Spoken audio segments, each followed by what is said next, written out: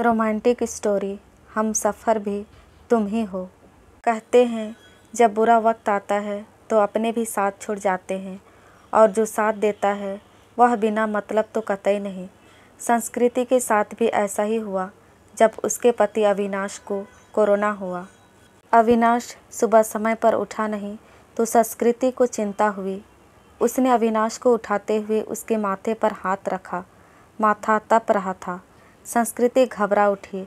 अविनाश को तेज बुखार था। 2 दिन से वह खांस भी रहा था। संस्कृति ने कल इसी वजह से उसे ऑफिस जाने से मना कर दिया था, मगर आज तेज बुखार भी था। उसने जल्दी से अविनाश को दवा खिलाकर माथे पर ठंडे पानी की पट्टी रखी। संस्कृति और अविनाश की शादी को अभी ज़्यादा वक्त नहीं गुजरा था। 2 साल ही हुए थे। पिछले साल तक सास ससुर साथ में रहते थे, मगर कोरोना में संस्कृति की जेठानी की मौत हो गई तो सास ससुर बड़े बेटे के पास रहने चले गए। उसके बाद कोरोना का प्रकोप बढ़ता ही गया। पिछले कुछ समय से टीवी चैनल्स पर दिल्ली के अस्पतालों में कोरोना से जूझने वालों की हालात देखकर वह वैसे भी परेशान थी। कहीं वेंटिलेटर नहीं तो कहीं ऑक्सीजन नहीं। मरीजों को अस्पतालों में बेड तक नहीं मिल रहा था। ऐसे में अब उनका क्या होगा, यह सोचकर ही वह कांप उठी। जल्दी से उसने माँ को फ़ोन लगाया। माँ, अविनाश को सुबह से बहुत तेज़ बुखार है, क्या करूँ? बेटा, यह समय ही बुरा चल रहा है। राजू भी कोरोना पॉजिटिव है, वरना उसे भेज देती। हम खुद उसकी देखभाल में लगे हुए हैं। तो ऐसा कर, जल्दी से डॉक्टर को बुला और दवाएं शुरू कर। हाँ माँ, वह तो कोरोना ही होगा। मेरी सास की भी तबीयत भी सही नहीं चल रही है, वरना जेठानी को ही बुला लेती। घबरा नहीं बेटी, धैर्य से काम ले, सब ठीक हो जाएगा। माँ ने समझाने का प्रयास किया। संस्कृति ने पति का कोरोना टेस्ट कराया। तब तक फैमिली डॉक्टर से पूछकर दवाएं भी देती रही। इस बीच अविनाश की हालत ज़्यादा खराब होने लगी तो वह उसे लेकर अस्पताल भागी। 2 अस्पतालों से निराश लौटने के बाद तीसरे में मुश्किल से बेड का इंतज़ाम हो सका। सास ससुर और जेठ भी दूसरे शहर में थे, सो मदद के लिए आ नहीं सके। वैसे भी दिल्ली में लॉकडाउन लगा हुआ था। रिश्तेदार चाह कर भी उसकी मदद करने नहीं आ सकते थे। आस पड़ोस वालों ने कोरोना के डर से दरवाजे बंद कर लिए। तब संस्कृति ने अपने दोस्तों को फ़ोन लगाया, पर सबने बहाने बना दिए। अकेली संस्कृति पति की सेवा में लगी हुई थी। अस्पताल में मरीजों की लंबी कतारों और मौत के तांडव के बीच किसी तरह संस्कृति खुद को बचाते हुए पति के लिए दौड़ भाग करने में लग गई। कभी दवा की पर्ची लेकर भागती तो कभी खाना लेकर, कभी डॉक्टर से गिड़गिड़ाती तो कभी थक हार कर बैठ जाती। उसे कोरोना वार्ड में जाने की इजाज़त नहीं थी। बाहर रिसेप्शन में बैठकर ही पति के ठीक होने की कामना करती रहती। उस पर पति की तबीयत अच्छी होने के बजाय बिगड़ती जा रही थी। उस दिन भी डॉक्टर ने पर्ची में कई दवाएं जोड़कर लिखी। वह दवाई लेने गई, मगर जो सबसे ज़रूरी दवा थी वही नहीं मिली। अस्पताल में उसका स्टॉक ख़त्म हो चुका था। अब वह क्या करेगी? बदहवास से वह अस्पताल के बेंच पर बैठ गई। बगल में ही परेशान सा एक युवक भी बैठा हुआ था। संस्कृति ने उसकी तरफ मुखातिब होकर पूछा, आप बता सकते हैं यह दवा मुझे कहाँ मिलेगी? मैं खुद यह दवा ढूंढ रहा हूँ, आसपास तो मिली नहीं। मेरे दोस्त ने बताया है कि नोएडा में उसकी शॉप है। उसने कुछ दवाएं स्टॉक करके रखी हैं, सो वह मुझे दे देगा। अभी जाने ही की सोच रहा था। पर्ची लाइए, मैं अपने साथ आपके लिए भी दवा ले आता हूँ। बहुत मेहरबानी होगी। सुबह से इसके लिए परेशान हो रहे थे। पसीना पोंछते हुए संस्कृति ने कृतज्ञ स्वर से कहा, मेहरबानी की कोई बात नहीं, इंसान ही इंसान के काम आता है। बस इतना शुक्र मनाइए कि दवा वहाँ मिल जाए। कहकर वह चला गया। करीब 2-3 घंटे बाद लौटा तो उसके चेहरे पर परेशानी की लकीरों के बावजूद खुशी थी। यह लीजिए, बड़ी मुश्किल से मिली, मगर मिल गई, यही बहुत है। बहुत बहुत शुक्रिया। कितने की है? संस्कृति का चेहरा भी खिल उठा था। अरे नहीं, पैसे की ज़रूरत नहीं, आप पहले यह दवा खिलाइए मरीज को। उस दिन के बाद से दोनों में बातचीत होने लगी। वह अपने भाई की देखभाल में लगा था और संस्कृति पति के लिए दौड़ भाग कर रही थी। दोनों का दर्द एक सा ही था। संस्कृति जब भी व्यथित होती तो उसके कंधों पर सिर रखकर रो लेती। कोई चीज़ लानी होती तो प्रतीक लेकर आता, संस्कृति को घर छोड़कर आता। धीरे धीरे तकलीफ़ के इन दिनों में दो अजनबी एक बंधन में बंधते जा रहे थे। उनके बीच एक अजीब सा आकर्षण भी था जो दोनों के इस बंधन को और मजबूत बना रहा था। एक दिन अविनाश की ऑक्सीजन लेवल काफ़ी घट गया। अस्पताल में ऑक्सीजन सिलेंडर नहीं था। तब प्रतीक ने यह जिम्मेदारी अपने ऊपर ले ली। पूरे दिन कड़ी धूप और गर्मी में लाइन में लगकर आखिर वह ऑक्सीजन सिलेंडर लेकर ही लौटा था। उस दिन संस्कृति ने पूछा था, आप मेरे लिए इतना कुछ कर रहे हैं, इतना ख्याल रखते हैं, मगर क्यों? मैं तो आपकी कुछ भी नहीं लगती। फिर बताओ ना, ऐसा क्यों कर रहे हो? पहली बात, हर क्यों का जवाब नहीं होता, और दूसरी बात, हम दोनों हम सफ़र नहीं हैं तो क्या हुआ? हम दर्द तो है ना। आपके दर्द को मैं बहुत अच्छे से महसूस कर सकता हूँ। आपकी तकलीफ़ देखकर मुझे दुख होता है। बस किसी भी तरह आपकी मदद करना चाहता हूँ। एक अनकहा सा मगर मजबूत साथ महसूस कर वह गमों के बीच भी मुस्कुरा उठी थी। धीरे धीरे अविनाश की तबीयत और भी बिगड़ गई और उसको वेंटिलेटर पर रखना पड़ा। अस्पताल में वेंटिलेटर्स की भी कमी थी। कई वेंटिलेटर्स खराब हो गए। बदहवास से संस्कृति ने प्रतीक को फ़ोन लगाया तो पता चला कि उसके भाई को भी कहीं और शिफ्ट करने की नौबत आ गई है।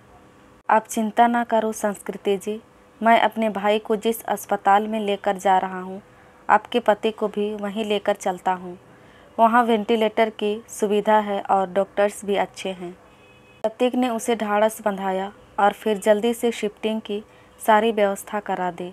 शाम में सब निपट गया तो प्रतीक का हाथ पकड़कर रूंधे गले से संस्कृति इतना ही कह सकी, आप नहीं होते तो पता नहीं क्या होता। मैं नहीं होता तो कोई और होता। अच्छे लोगों की मदद के लिए कोई ना कोई आ ही जाता है। ऐसा नहीं है प्रतीक जी। मैंने अपने दोस्तों, पड़ोसियों और परिचितों सबको देख लिया। इस कठिन समय में कोई भी मेरे साथ खड़ा नहीं। केवल आप हैं, जिसे 4-6 दिन पहले तक मैं जानती भी नहीं थी। आज लगता है ऐसे आपके बिना रह ही नहीं सकती। उसकी बात सुनकर प्रतीक ने एक अलग ही नज़र से संस्कृति की तरफ देखा और फिर मुस्कुराकर चला गया। संस्कृति के दिल में अजीब सी बेचैनी होने लगी। वह सोचने लगी कि प्रतीक का साथ इस परेशानी के समय में भी कितना सुकून दे जाता है। अस्पताल में मरीजों के रिश्तेदारों की भागदौड़ और परेशानियों के बीच भी चंद लम्हे वह केवल प्रतीक के बारे में सोचती रह गई। इसी तरह 2-3 दिन और गुजरे। अविनाश की हालत काफ़ी गंभीर थी। फिर एक दिन सुबह सुबह संस्कृति को सूचना मिली कि उसके पति की मृत्यु हो गई है। एक पल में संस्कृति को लगा जैसे वह अधूरी रह गई। उसका सब कुछ छिन गया है। प्रतीक ने जितना हो सका उसे धैर्य बंधाया। कोरोना की वजह से वह पति के शव को घर भी नहीं ला सकती थी। लॉकडाउन लगा हुआ था। घर वालों का आना भी कठिन था। ऐसे में उसे समझ नहीं आ रहा था कि पति को अंतिम विदाई कैसे दें। इस वक्त भी प्रतीक ही उसके काम आया। मुश्किल की इस घड़ी में सबसे पहले उसने संस्कृति को शांत कराया, फिर उसके पति को शमशान तक ले जाने का सही से इंतज़ाम कराया। संस्कृति के साथ वह शमशान तक गया, फिर संस्कृति को उसके घर छोड़ने आया। संस्कृति लगातार रो रही थी। उसके हाथ पैर कांप रहे थे। प्रतीक समझ रहा था कि उसकी तबीयत खराब है, अकेली है, सो अपने खाने पीने को लेकर लापरवाह रहेगी तो और तबीयत खराब होगी। तब प्रतीक ने हाथ पैर धोकर और कपड़े बदलकर उसके रसोई में प्रवेश किया और सबसे पहले चाय बनाई। संस्कृति के साथ खुद भी बैठकर उसने चाय पी। फिर संस्कृति को नहाने भेजकर खुद दाल चावल बनाने लगा। संस्कृति को खाना खिलाकर उसके लिए सब्जी, फल, दूध आदि का इंतजाम कर और सांत्वना देकर वह वापस लौट गया। 3 दिनों बाद जब संस्कृति थोड़ी सामान्य हुई और पति की मौत के सदमे से उबरी तो उसे प्रतीक की याद आई। प्रतीक उसके लिए अपनों से बढ़कर बन चुका था, मगर उसे पता नहीं था कि वह कहाँ रहता है, क्या जॉब करता है। बस एक फ़ोन नंबर था। उसने फ़ोन मिलाया तो नंबर बंद आ रहा था। संस्कृति घबरा उठी। वह प्रतीक से संपर्क करना चाहती थी, मगर ऐसा ना हो सका। 2-3 घंटे वह लगातार फ़ोन ट्राई करती रही, मगर फ़ोन बंद ही आ रहा था। अब उससे रहा नहीं गया। कुछ सोचकर वह उसी अस्पताल में पहुंची जहां उसके पति और प्रतीक का भाई एडमिट थे। वह रिसेप्शन एरिया में घूम घूमकर प्रतीक को खोजने लगी, क्योंकि अक्सर दोनों वहीं बैठे होते थे। फिर वह उसे खोजती हुई कैंटीन में आ गई। हर तरफ चक्कर लगा लिया, मगर प्रतीक कहीं नज़र नहीं आ रहा था। थक कर वह वापस रिसेप्शन में आकर बैठ गई और सोचने लगी अब क्या करें। तभी उसे वह नर्स नज़र आई जिसे संस्कृति की जान पहचान हो गई थी। संस्कृति के पति की देखभाल वही नर्स करती थी। संस्कृति उसे अक्सर अम्मा कहकर पुकारा करती। नर्स ने प्रतीक को भी उसके साथ कई बार देखा हुआ था। संस्कृति दौड़कर नर्स के पास गई। दुखी स्वर में नर्स ने कहा, सॉरी बेबी, तुम्हारे पति को हम बचा नहीं पाए। जो लिखा था वह हो गया, पर यह बताओ, अम्मा आपको प्रतीक याद है, जो अक्सर मेरे साथ होता था? उसके भाई का इलाज चल रहा था। हाँ बेबी, उसके भाई की भी तो मृत्यु हो गई। वह खुद भी एडमिट है। उसे भी कोरोना है और जानती हो बेबी, वह तेरे पति वाले बेड पर ही है, बेड नंबर 125। सच अम्मा, आप उसे पहचानती हो ना? हाँ बेबी, पहचानती हूँ। तेरी बहुत हेल्प करता था, पर अब उसकी हेल्प करने वाला कोई नहीं, अकेला है वह। मैं हूँ ना अम्मा। अब उसके लिए किसी भी चीज़ की ज़रूरत पड़े तो मुझे बताना। मैं उसके अटेंडेंट के रूप में अपना नाम लिखवा देती हूँ। ठीक है बेबी, मैं बताती हूँ तुझे। इसके बाद संस्कृति पूरे मन से प्रतीक की सेवा में लग गई। उसके लिए घर का खाना, फल, दवाएं वगैरह लेकर आना, उसकी हर जिम्मेदारी अपने ऊपर लेना, डॉक्टरों से उसकी तबीयत की हर वक्त जानकारी लेते रहना, जैसे काम वह पूरे उत्साह से कर रही थी। इस बीच प्रतीक की हालत बिगड़ी और उससे आईसीयू ले जाने की ज़रूरत पड़ गई। इसके लिए अस्पताल के क्लर्क ने उसके आगे एक फॉर्म बढ़ाया। उससे मरीज के साथ क्या संबंध है यह लिखकर हस्ताक्षर करना था। संस्कृति कुछ पलों के लिए सोचती रही कि वह क्या लिखे। फिर उसने उस खाली जगह पर पत्नी लिखकर साइन कर दिया। क्लर्क को कागज़ थमाकर वह खुद में ही मुस्कुरा उठी। 2-3 दिन आईसीयू में रहकर प्रतीक की हालत में सुधार शुरू हुआ और उसे कोविड वार्ड में वापस शिफ्ट कर दिया गया। 7-8 दिनों तक लगातार सुधार होने और रिपोर्ट नेगेटिव आने के बाद उसे डिस्चार्ज भी कर दिया गया। इतने दिनों तक संस्कृति ने भी अपना खाना पीना और नींद भूलकर दिन रात प्रतीक की सेवा की थी। डिस्चार्ज वाले दिन वह बहुत खुश थी। उसने सीधा अपने घर के लिए कैब बुक किया और प्रतीक को अपने घर ले आई। प्रतीक ने टोका तो संस्कृति ने थोड़े शरारती अंदाज में जवाब दिया, मैंने फॉर्म में एक जगह यह लिखकर साइन किया है कि मैं तुम्हारी पत्नी हूँ और इसलिए अब मेरा और तुम्हारा घर अलग अलग नहीं बल्कि एक ही होगा। मगर संस्कृति, लोग क्या कहेंगे? लोगों का क्या है प्रतीक? जब मुझे ज़रूरत थी तो क्या लोग मेरी मदद के लिए आगे आए थे? नहीं ना। उस वक्त तुमने मेरा साथ दिया, अब मेरी बारी है। इसमें गलत क्या है? तुम थोड़े ठीक हो जाओ, फिर सोचेंगे कि क्या करना है। संस्कृति ने अपना फैसला सुना दिया। करीब 10 दिन संस्कृति ने जी भरकर प्रतीक का ख्याल रखा। हर तरफ से उसकी सेहत पहले की तरह बनाने और खुश रखने का प्रयास करती रही। संस्कृति एक संयुक्त परिवार से संबंध रखती थी। ससुराल में धन संपत्ति की कमी नहीं थी। यह घर भी पति के बाद उसके नाम हो चुका था।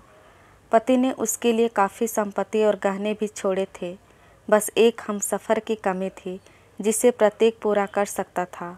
उस दिन शाम में संस्कृति ने प्रतीक के हाथों को थाम कर कहा, जो बात मैंने अनजाने ही उस फॉर्म में लिखा, क्या हम उसे हकीकत का रूप नहीं दे सकते? क्या मैं तुम्हें अपने हमदर्द के साथ साथ एक हमसफ़र के रूप में भी स्वीकार हूँ? मुझे लगता है संस्कृति कि अब यह बात कहना फिजूल है। मतलब यह है कि तुम ऑलरेडी मेरी हमदर्द और हमसफ़र बन चुकी हो। हम हमेशा साथ रहेंगे। तुमसे बढ़कर कोई और मेरा ख्याल नहीं रख सकता, कहकर प्रतीक ने संस्कृति को गले से लगा लिया। दोस्तों, रोमांटिक स्टोरी हमसफ़र भी तुम ही हो आपको कैसी लगी? प्लीज़ कमेंट करके अपनी राय ज़रूर दीजिएगा।